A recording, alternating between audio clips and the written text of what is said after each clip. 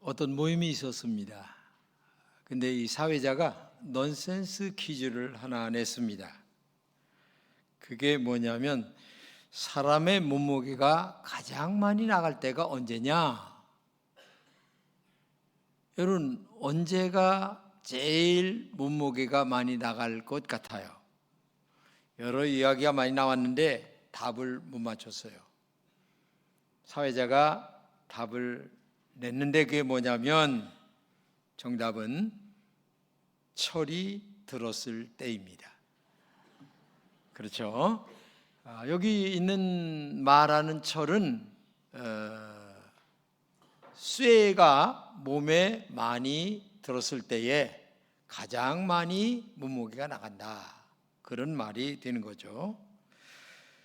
그런데 철이 든다라고 하는 말은 사실 쇠가 우리 몸에 많이 들어있다는 말보다는 사리를 헤아릴 줄 아는 분별력을 말합니다. 어른스럽지 못한 사람이 의젓해지면 철이 들었다, 이렇게 얘기를 하죠. 또 철들자 죽는다라는 말도 있죠. 죽을 때까지 인간은 자기를 수양해야 된다고 하는 말입니다. 며칠 전에 우리가 잘 아는 영화 배우인 백일섭 씨가 나왔어요. 신문에 대문짝하게 나왔는데 백일섭 씨는 얼굴 자체가 인자한 얼굴입니다. 그런데 우리가 알다시피 7년 전에 졸혼을 했습니다. 그는 나이 80에서야 인생 공부를 제대로 하는 것 같다라는 말을 하면서 신문에 그의 얼굴을 실렸습니다. 이 말은 다른 말로 얘기하면 올해 80인데 80이 되어서야 나는 이제 철이 들었습니다, 그런 말을 한 것이라고 저는 생각을 했습니다. 벌써 봄이죠. 근데 이른 봄에 피는 개나리가 있습니다. 이른 봄에 피는 개나리처럼 우리가 철이 일찍 드는 사람이 있는 반면에 나이가 많이 들었어도 철이 안 든 사람이 있어요. 근데 어떤 사람은 나는 철이 들었어, 인간이 됐어 라고 말하지만 겉으로는 인간이 된 것처럼 보이지만 내면의 세계로 들어가 보면 아직 철이 덜 든 사람들이 우리 주변에는 많이 있다는 것을 우리가 알아야 됩니다. 오래 살았어도 철이 없는 사람이 있어요. 또 인간의 인생에 철이 드는 사람이 되어야 되겠지만은 신앙에도 또 철이 들어야 돼요. 이렇게 보게 되면 오랫동안 신앙생활을 했는데도 신앙이 뭔가를 모르는 분들도 또 있어요. 그래서 우리는 살면서 정말 인생이라고 하는 여행을 하면서 세상을 살아가는 그 인생 속에서 여러 가지를 많이 만납니다. 슬픔도 만나고 기쁨도 만나고 부모도 만나고 자녀도 만나고 친구도 만나고 성도도 만나고 여러 가지 만나는데 그 만남의 관계 속에서 아름다운 관계 유지가 되는 것, 이것이 뭐냐? 바로 철이 들었다라고 하는 말이 되는 거죠. 근데 이런 인생 여행 중에서 인간이라고 하는 것은 언젠가 끝날 때가 있어요. 그 종착역이 뭐냐? 죽음이라고 하는 종착역입니다. 잠언서에는 그래서 때가 있다. 언제가? 죽을 때가 있고 태어날 때가 있고, 태어날 때가 있는 반면에 죽을 때가 있다. 9장 잠언서 히브리서 9장 27절입니다. 사람이 한 번 죽는 것은 정해진 일이요 그 뒤에는 심판이 있다. 그렇죠. 죽는 거 정해진 거 다 알아요. 그런데도 인간은 안 죽는 것처럼 자기 자신을 살아가는 사람들이 많이 있는데 아직 철이 들든 사람이죠. 벌써 죽음을 아는 사람은 내가 어떤 위치에서 어떤 말을 어떻게 해야 될 것인가를 우리는 알고 살아가는 거죠. 근데 인생이라고 하는 여행에서 제일 중요한 것이 뭐냐면은 걸음걸이입니다. 걸음을 잘 디뎌야 되는 거죠. 걸음을 잘못 디디면 넘어지는 겁니다. 근데 제가 얘기하는 걸음은 발걸음이 아니에요. 마음의 걸음이란 얘기입니다. 여기에서는 어떤 마음을 쓰고 저기에서는 어떤 마음을 쓸 것인가. 이 마음의 걸음 속에서 그 사람의 인격이 나타나고 그리고 그 사람의 삶의 방향이 결정되는 것이기 때문에 정말 우리는 마음의 걸음을 잘 디딜 줄 알아야 된다. 이것을 저는 말하고 싶은 거죠. 사람이나 하나님과의 관계는 마음에서 출발하기 때문에 그래요. 마음에서 모든 것은 다 출발하는 겁니다. 마음에 따라서 관계가 결정됩니다. 우리 마음은 여러 가지를 선택할 수가 있습니다. 그런데 가장 중요한 선택이 뭐냐? 사랑을 선택하라. 이게 굉장히 중요한 거예요. 여러 가지가 있는데 그 중에서 제일 중요한 선택이 뭐냐? 어떤 경우에도 사랑을 선택하는 마음이 제일 중요하다. 근데 사랑보다는 우리는 미움을 선택할 때가 많이 있죠. 정호성 시인의 그 여행이라는 시가 있는데 이분은 굉장히 신앙이 깊은 분이에요.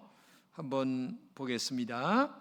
사람이 여행하는 곳은 사람의 마음뿐이다.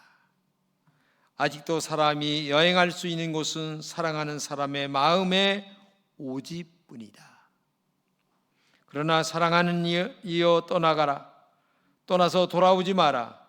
설산의 창공을 나는 독수리들이 유인하는 심장을 쪼아먹을 때까지 쪼아먹힌 나의 심장이 먼지가 되어 바람에 흩날릴 때까지 돌아오지 마라. 사람이 여행할 수 있는 곳은 사람의 마음의 설산뿐이다. 이해가 안 가죠? 이게 무슨 시입니까? 저도 그래서 이분의 이 시에 대한 여러 가지를 찾아보면서 해설해 놓은 것을 봤습니다. 여기서 제일 중요한 것은 사람이 여행하는 곳은 사람의 마음이라는 것입니다. 근데 우리는 눈으로 보이는 것이 여행이라고 그래요. 근데 이분은 눈으로 보이는 것은 잠깐이고 진짜 여행은 인간의 마음으로 여행을 해야 된다는 거죠.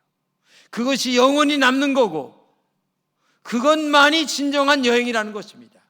눈으로 한번 휙 돌아보고 멋있다, 좋다, 끝! 이게 아니라는 거예요. 마음에 남아야 된다는 거예요. 특별히 사랑하는 사람이라고 한다면 마음으로 사랑하는 사람의 아픔을 볼 줄 알아야 되고 아픔을 느낄 줄 아는 그 사랑이 진짜 인간 여행이라는 거죠. 이거를 지금 얘기하고 있는 것입니다. 사람이 사는 데는 돈도 중요하고 건강도 중요하고 명예도 중요합니다.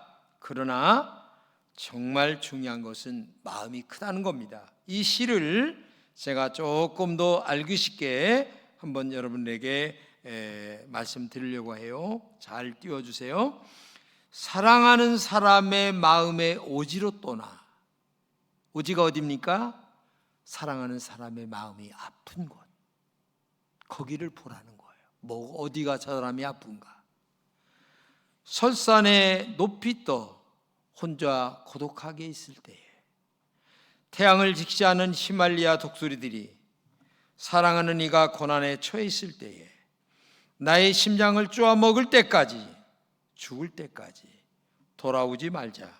언제나 사랑하는 사람과 마음으로 행동으로 함께하는 것이 진정한 인생 여행 중에 가져야 될 가장 중요한 것이라고 얘기하는 거죠.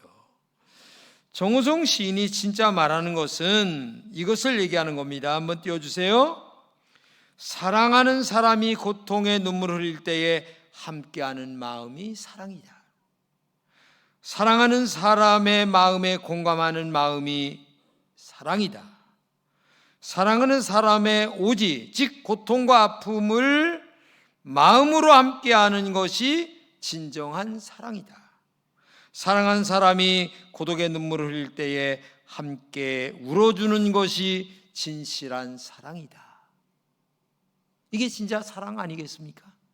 근데 내 기분과 감정이 먼저이기 때문에 사랑하는 사람의 마음과 함께하지 않아요. 이게 우리 인간의 이기적인 마음이란 얘기죠.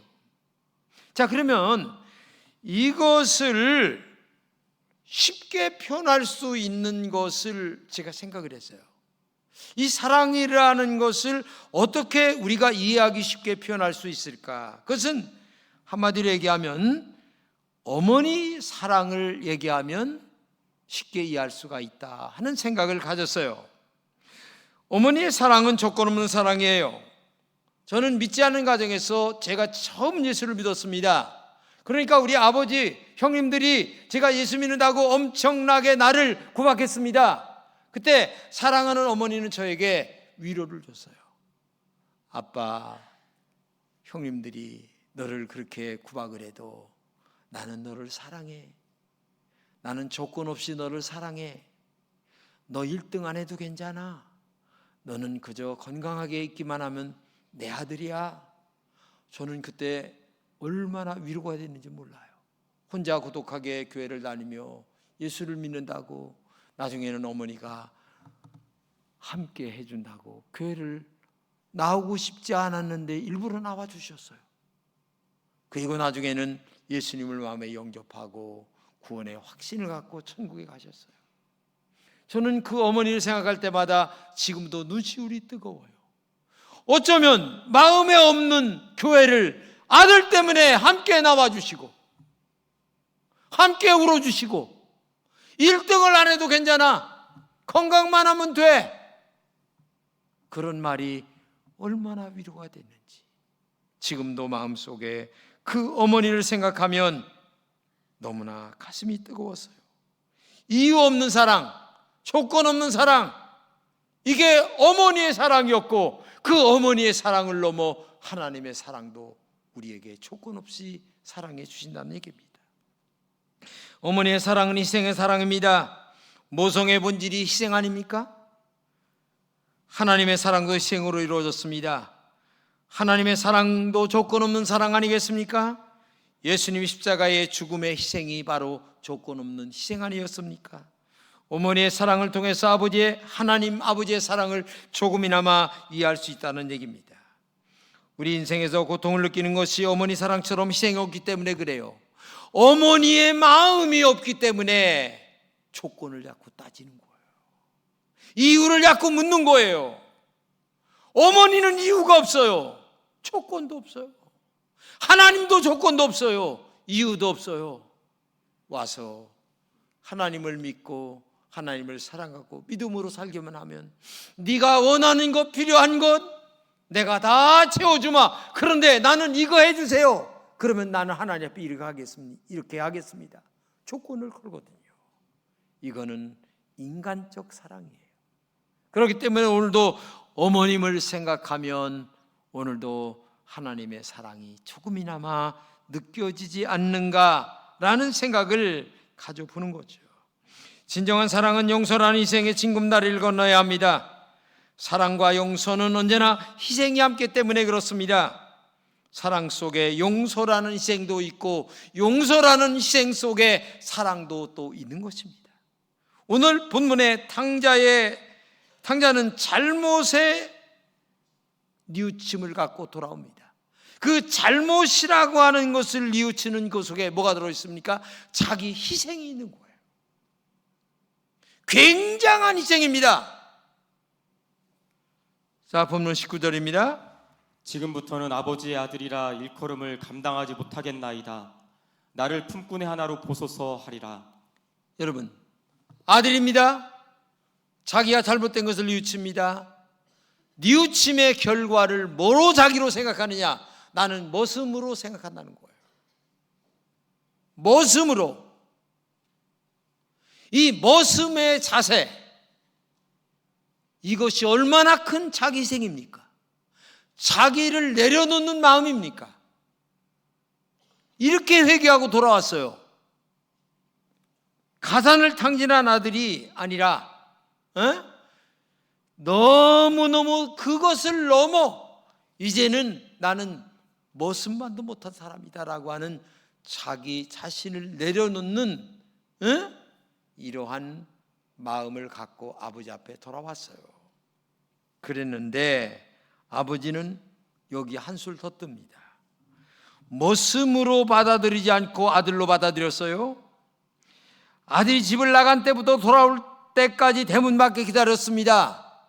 근데 저 멀리서 아들 같은 놈이 오는 거예요. 근데 나갔다가 몇 년 만에 돌아오는지 성경에 기록되지 않았기 때문에 모르지만 분명히 그 멀리 희미하게 보이는데 아들인 줄 알았어요. 그 말은 아들이 나간 때부터 평생 그 아들의 모습을 한 번도 잊어버리지 않고 기억하고 있었기 때문에 그 멀리 희미하게 보이는데도 버선발로 쫓아나가 그 아들을 맞이하는 아버지의 그 희생의 마음, 사랑의 마음, 그 마음이 자리 잡았기 때문에 그 아들을 알아본 거 아니겠어요? 대단한 희생입니다. 이게 아버지의 마음이에요. 아들이 오자마자 버선발을 뛰어나가 용서했습니다. 용서를 넘어 껴안고 입맞추며 사랑했습니다. 가장 좋은 옷을 입혀주었습니다. 송아지 잡았습니다. 죽었다가 살아온 아들이라고 동네 사람들을 불러 모아 잔치하면서 어흥둥 내 사랑아 춤을 추며 함께 즐겁게 즐거운 눈물을 흘렸습니다. 아들의 상징인 금가락지를 끼워주며 너는 죽었다가 살아온 내 아들이다. 만인들 앞에서 진짜 아들로 선포했습니다. 아버지나 아들이 생각한 정반대의 아주 큰 사랑을 베풀어준 희생의 모습을 갖고 나오셨어요. 작은 아들의 회개는 가산을 탕진한 사람으로 당연한 희생이었지만은 아버지의 사랑은 가산을 탕진한 아들을 진실한 마음으로 사랑하는 희생을 선택하는 아버지의 사랑이었다는 사실을 알아야 돼요. 그러니까 지금 사랑을 선택하고 또 사랑을 선택하는 사랑과 사랑으로 만남이 진정한 만남이라는 사실을 우리가 알아야 돼요. 하버드 대학 교수였던 헨리 나우엔이라고 하는 분은 교수로 재직하던 그 당시에 교수직을 내려놓습니다. 그리고 캐나다에 가서 아주 지체장애자인 아이들을 돌보는 사람으로 갑니다. 근데 그때 탕자의 귀향이라고 하는 아주 유명한 책을 하나 내놓는데 제가 이 책을 읽으면서 그 서두에 이런 얘기가 나와요. 관계가 힘이 들 때, 서로 이렇게 관계가 인간끼리 힘이 들 때에 사랑을 선택하라, 이런 글귀가 나와요. 저는 이 글을 읽으면서 머리를 망치로 얻어맞은 기분이었어요. 야, 관계가 힘이 드는데 미움을 선택해야지 왜 사랑을 선택하라고 그러지? 야, 참 이 글을 마음에 묵상하면서 오늘의 설교를 준비하게 됐는데요. 정말 저에게 많은 것들을 남겨주는 시사성 있는 하나의 글귀가 됐습니다. 우리는 너와 나라는 관계 속에서 살아갑니다. 친구와의 관계도 있습니다. 부모와의 관계도 있습니다. 성도와 성도와의 관계도 있습니다. 여러 관계 속에서 살아가는 것이 우리 인생이거든요. 우리의 이런 관계 속에서 수많은 일들이 얼마나 정말 어렵고 힘든 일들이 많이 일어납니까?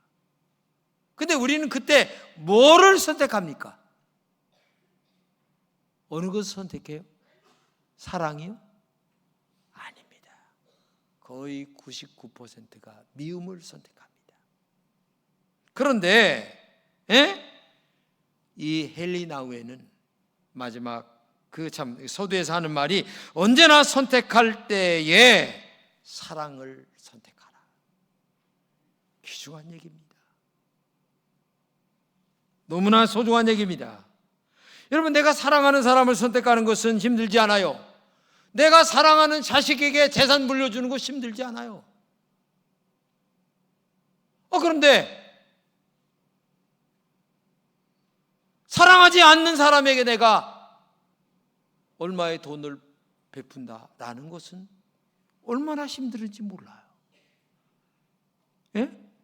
보통 힘든 게 아니에요. 나는 가끔가다 신문에 보면서 돈을 몇십억, 몇백억, 신영균 장로님 같은 경우는 이승만 대통령 거기에다가 100억이라는 돈을 땅을 이렇게 희사하는 것을 보면서 이야, 참 저게 대단하다라는 말로 표현을 했지만은 그 대단 속에는 도저히 할 수 없는, 나는 할 수 없는 그런 사랑을 선택하는 마음이 있었기 때문에 그것을 선택한 것이 아닌가. 여러분 생각해 보세요. 사실 교회를 다니는 것은 교회를 다니는 것이 신앙생활이 아니에요. 예수님의 십자가 사랑을 실천하는 것이 신앙생활입니다. 교회를 다니는 것이 변화가 아닙니다. 진정한 변화는 주님의 사랑을 닮아가는 것이 신앙생활이고 교회를 다닌 겁니다. 그런데 사람과의 관계는 항상 좋은 것만이 아니죠. 힘들고 어려울 때도 있습니다. 그때 우리는 원망과 미움을 선택할 때가 너무나 많아요. 그러나 진실한 신앙이라면 사랑을 선택해야 되지 않겠습니까? 내가 많은 손해를 보더라도. 생각해 보세요. 우리는 커피 사 먹고 옷 사고 뭐하고 다 합니다. 그런데 한 달에 10,000원 천사운동했다가 희사는 하지 못해요. 이게 우리들이에요. 그러면서도 예수는 잘 믿는 것처럼 착각하고 살아가는 거예요. 한국교회 수준이 여기에 머물러 있어요. 자기 생생하는 데는 합니다. 이름 없이 빚도 없이 하는 사람들 찾기 어려워요. 이게 우리의 영적 수준이에요. 정말 우리는 다시 한번 돌아볼 때가 되지 않았나 하는 생각을 보는 거죠. 에베소 4장 16절입니다. 그에게서 온몸이 각 마디를 통하여 도움을 받음으로 연결되고 결합되어 각 지체의 분량대로 역사하여 그 몸을 자라게 하며 사랑 안에서 스스로 세우느니라. 예수님과 연결되고 예수님을 자라게 하고 예수님을 세워가는 것, 이것이 우리의 신앙생활이어야 한다고 성경은 말하고 있는데 우리는 나를 세우는데 급합니다. 나를 세우는데. 그러니까 그 속에는 신앙이 없는 거죠. 참 우리가 신앙의 철이 너무 안 들었어요. 이게 누구의 얘기입니까? 여러분의 얘기고 여기 있는 목사인 저의 얘기입니다. 생각해 보세요. 여기 그 렘브란트의 돌아온 당자라고 하는 이 그림 하나를 여러분 한번 보시면 좋겠어요. 이 그림을 보면 아버지는 아들의 어깨 위에 두 손을 올려놓고 있습니다. 근데 오른쪽에 서 있는 사람은 큰아들이에요. 저기 나왔네요. 얼굴이 좀 어때요? 굉장히 심각하고 그 다음에 뭔가가 좀 못마땅한 그런 얼굴이잖아요. 사랑하는 얼굴이 아니라 미워하는 모습 같아요. 우리는 신앙생활에 오면서 작은 아들의 이 모습이 더 많이 나타나고 보여질 때가 많이 있는 것 같아요. 아버지의 두 손은 남성의 손이어야 합니다. 그런데 이 그림을 보게 되면 한 손은 남성의 손이지만 한 손은 여성의 손이에요. 어머니의 모성이어야 사랑과 용서를 보여줄 수 있기 때문에 렘브란트는 아마 저렇게 그린 것 같습니다. 여인의 손은 어머니의 모성을 보여주죠. 비록 아버지이지만 사랑을 선택한 아버지의 이 손은 어머니처럼 모성처럼 너희들을 사랑하는 마음이다. 이것을 작가는 우리들에게 가르쳐주기 위하여 한 손은 아버지의 권위를 의지하고 한 손은 어머니의 모성을 보여주는 그런 그림으로 우리에게 보여주고 있는 거죠. 그렇기 때문에 신앙은 뭐냐?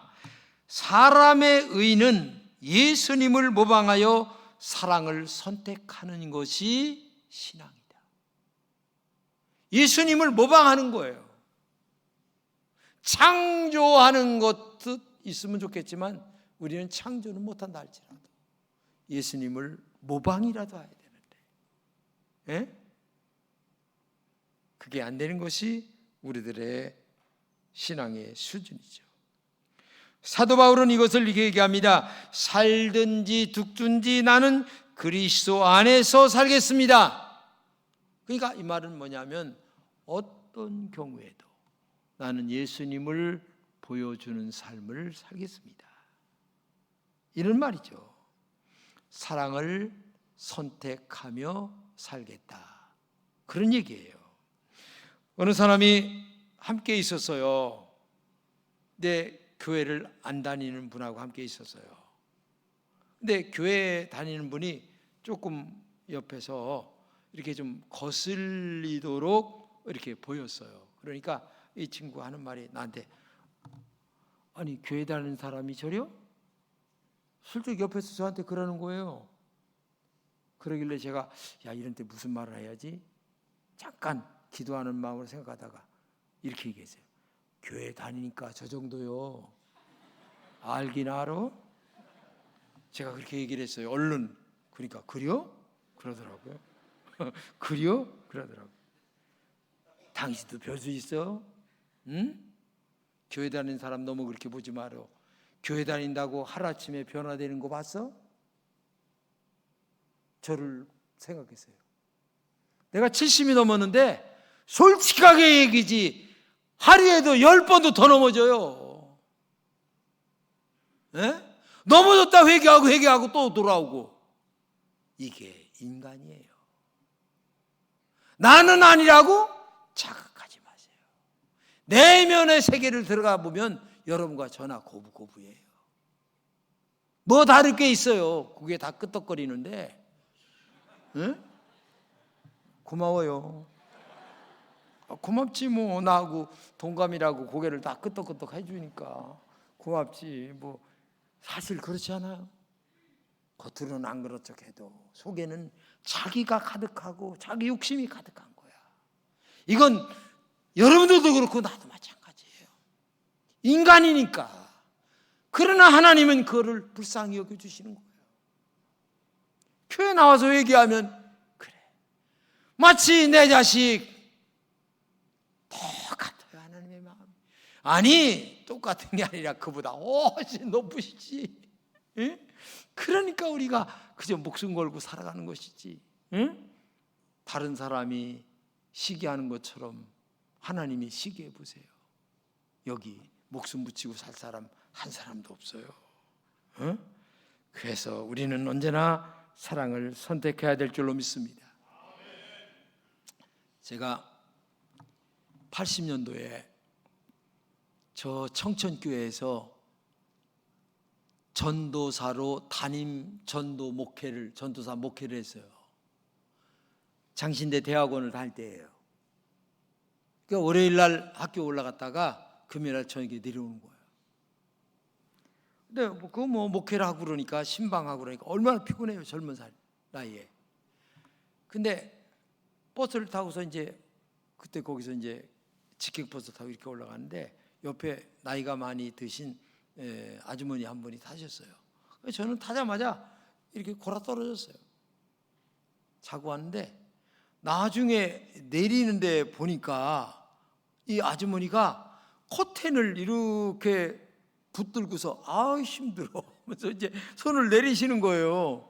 보니까 뭐냐면은 내가 이렇게 거기서 햇살이 들어와서 나를 이렇게 비치니까 딱해 보이는가 봐. 침을 흘리면서 자고 있는 모습이 기가 막힌 거야. 그러니까 이걸 본인은 잘해 주신다고 이걸 이렇게 붙들고서 햇볕을 가려 주신 거예요. 아유 그러셨어요. 고마워요 하고서 내렸어요. 근데 이제 학교 이렇게 언덕을 이렇게 올라가면서 이제 가만히 생각했어요. 그분하고 나하고 무슨 상관이지? 아무 상관이 없어요. 근데 1시간 내내 이렇게 그냥 그 커튼을 들고서 이렇게 얼굴에 비치는 햇살을 가려주신 거야. 야, 너무 고마운 거야. 세상에 아무도 모르는 분이 저렇게 젊은 사람이 그냥 골아떠서 졸고 있는데 그걸 가르쳐 주신 그 은혜가 너무나 커서 감사의 눈물이 뚝뚝 떨어지면서 아이고 하나님, 그분이 신앙생활 하시는지 안 하시는지 모르겠지만 그분을 축복해 주시고 저런 마음이 얼마나 중요한가. 저게 예수님의 마음인데 왜 나에게는 그런 마음이 없지? 이 전도사라고 하는 놈은 제가 그러면서 학교를 올라갔던 적이 있어요. 여러분, 희생이라고 하는 것은 큰 것만 희생이 아닙니다. 그 커튼을 세상에 젊은 사람이 뜨거운 햇살에 그 얼굴이 뜨끈뜨끈할까 봐 살짝 이렇게 들어졌던 그것이 오늘도 지금 30몇 년이요 40년이 지난 후에 지금도 기억이 되잖아. 이게 사랑 아니겠습니까?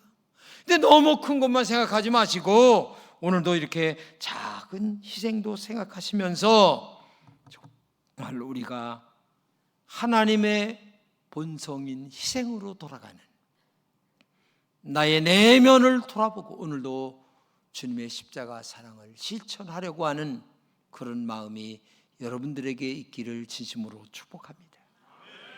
우리는 지금 인생이라고 하는 여행을 하고 있습니다. 주님은 우리에게 사랑을 선택하라고 하십니다. 사랑으로 살기를 원하십니다.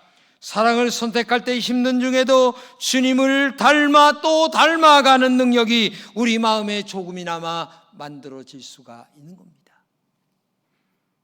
그렇게 살다가 관계가 많이 힘들 때 또 사랑을 선택하고 사랑을 선택할 때에 하나님 앞에 갈 때에 조금이나마 주님의 십자가를 마음에 안고 우리가 죽을 수 있는 그 성숙한 내면이 오늘도 여러분들에게 있기를 진심으로 축복합니다. 기도합시다. 하나님 아버지, 우리가 많이 알고 많이 배워서 예수님의 희생 알고 있습니다. 그러나 삶에는 언제나 희생보다는 미움, 관용보다는 용서보다는 사랑보다는 미워하는 마음이 클 때가 종종 있었습니다. 오늘 회개하고 돌아오는 아들의 그 희생, 그 아들을 평생 잊지 않고 기다렸던 아버지의 벗은 발을 생각하며 오늘도 우리 마음속에 주님의 그 사랑을 선택하는 마음이 우리에게 있게 하여 주옵소서. 내 힘으로 부족하오니 성령님이 우리 마음을 조명하여 주시옵소서. 주님의 거룩하신 이름으로 기도드립니다. 아멘.